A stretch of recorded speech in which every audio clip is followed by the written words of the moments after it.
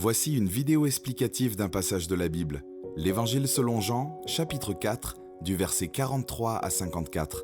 Lisez bien le passage avant de regarder cette vidéo. Vous avez sans doute déjà entendu quelqu'un dire « Je ne suis pas croyant parce que moi, je crois que ce que je vois ».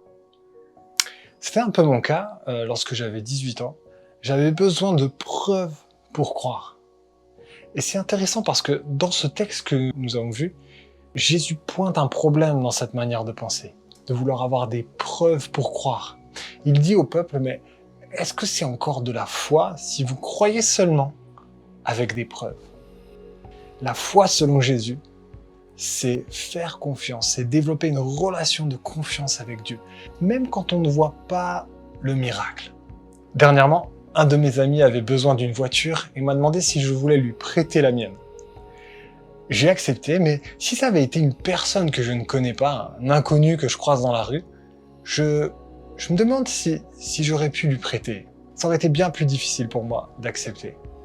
Parce que c'est dans une relation où on apprend à se connaître que s'installe la confiance. Et Jésus, c'est ce qu'il veut faire avec nous. Il le dit dans ce texte, il aimerait ne pas devoir prouver qu'il existe par des miracles. Il aimerait que nous puissions lui faire confiance sans voir tout de suite le miracle. Et c'est ce que Jésus fait avec cet officier. Il lui dit « Va, rentre chez toi, ton fils est vivant ». Jésus ne va pas chez l'officier pour guérir son fils. Il lui donne simplement une promesse. Ton fils est vivant. L'officier, lui, il est loin chez lui, son fils n'est pas avec lui. Il ne peut pas téléphoner pour vérifier. Il est obligé de reprendre le chemin du retour sans Jésus avec lui. Juste avec cette promesse. Ton fils est vivant. Ici, Jésus travaille en lui une foi qui n'est pas basée sur ce qu'il voit, ni sur des preuves, mais qui est basée sur la promesse de Jésus, sur les paroles de Jésus. Nous aussi, on pourrait tenter de croire en Dieu uniquement lorsque on voit des miracles ou des réponses à nos prières.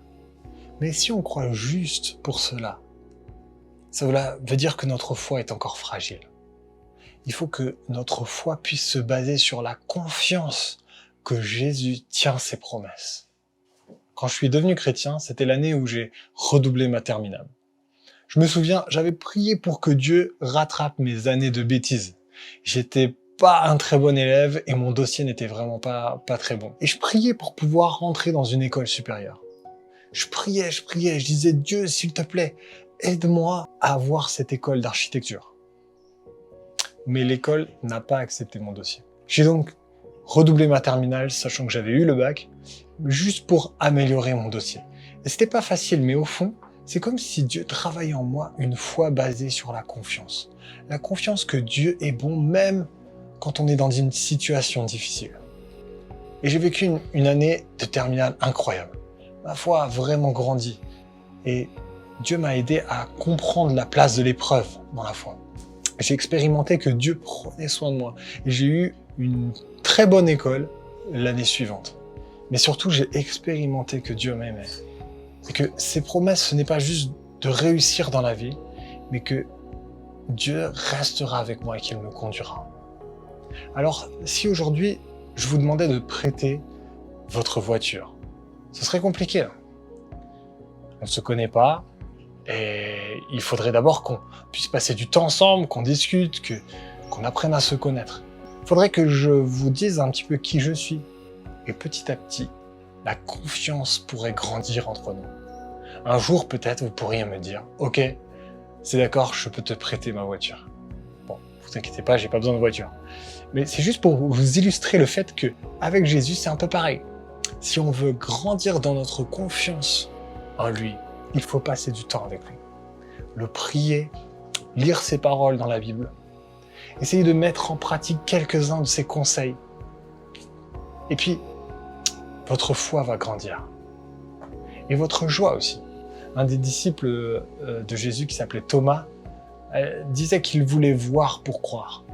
Mais Jésus lui a répondu « Parce que tu m'as vu, tu as cru, mais heureux ceux qui n'ont pas vu et qui ont cru. » Croire sans voir le miracle, c'est possible.